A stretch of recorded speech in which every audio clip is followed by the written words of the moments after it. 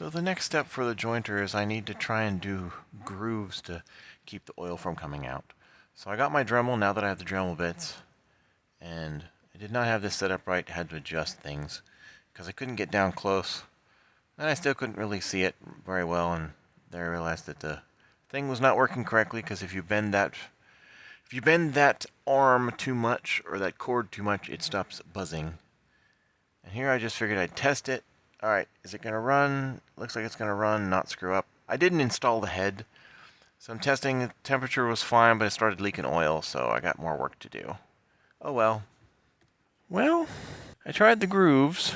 I'm starting small with this, because once you have something that you basically delete sections of or dig out sections of, you can't put it back easily. So I did a groove on both ends on the pulley side, because this is the one that was leaking the most oil. And after I had it out, or the caps off, I squished out all the oil in the pieces of felt that go along the sides. And so those were mostly dry, not completely dry, but mostly dry. I didn't do anything with the bottom one, so that was still fully wet. I did dry out both of the upper caps and the lower caps and put it all back together and tried it. And after a minute and a half or so, I did see oil dripping down out again. I had taken out the felt on the end. Ideally, I want to not have to have felt on the end. I didn't try it again with the felt, because if it's getting passed on both ends, the felt's not necessarily going to help, because it's still going to drip out on the inside. I didn't do super deep, because again, I'm starting small and then working up to, oh my god, what did I do kind of thing. And after taking the shaft out, the groove isn't completely full of oil. I mean, it has some oil in. That one has a little bit more. So I think it helped a little bit, but I think it still got overloaded. Now I have to figure out, do I want to try and do a slant either on the top cap, like if this, because it comes around this way, the spinning rotation. So if the oil gathers in here and comes up, and then on the top half, I would do this out corner comes into this in corner. So if I had a groove maybe from here towards the center, maybe that would help bring some of the oil back in on both sides. The one thing I worry about is there's this groove on this top cap. Let's see, the light is really bright and I don't know if you can see it, and this phone does not zoom in well. Yeah, you can see that. So that groove right there goes down across as well. So I'm not sure if that's a crack, because if it was just a groove here, I wouldn't expect it to go down across.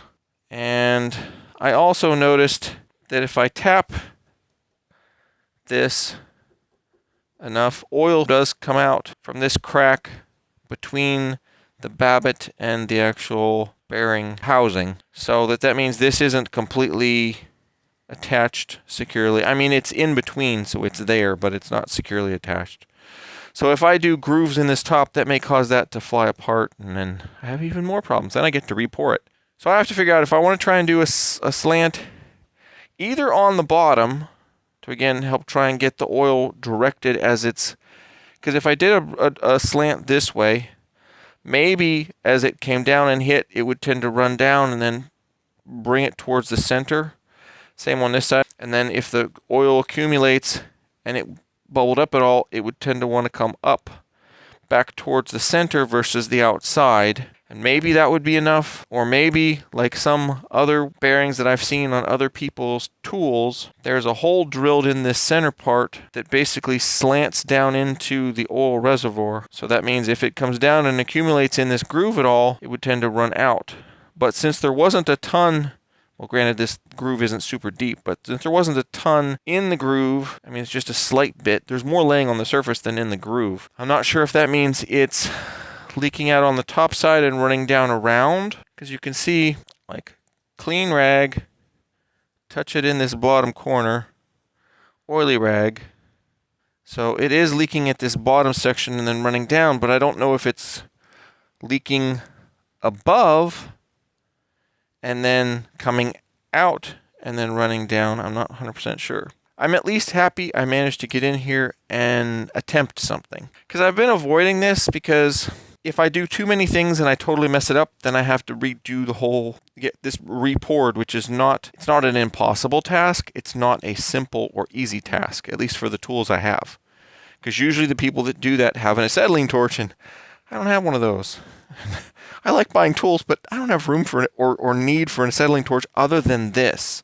I managed to get in here. I tried it. I know just this groove, or this shallow groove by itself, is not sufficient. And it's not super deep. I mean, it's not even the depth of a dime. Maybe it's just not deep enough. Maybe it's not wide enough. But again, I'm starting small and going from there, because you can't put stuff back once you remove it. So if I would go too far and then, oh, that's too far, I screwed up again. I'm trying to do it in stages so I don't screw it up right off. That was this weekend's fun.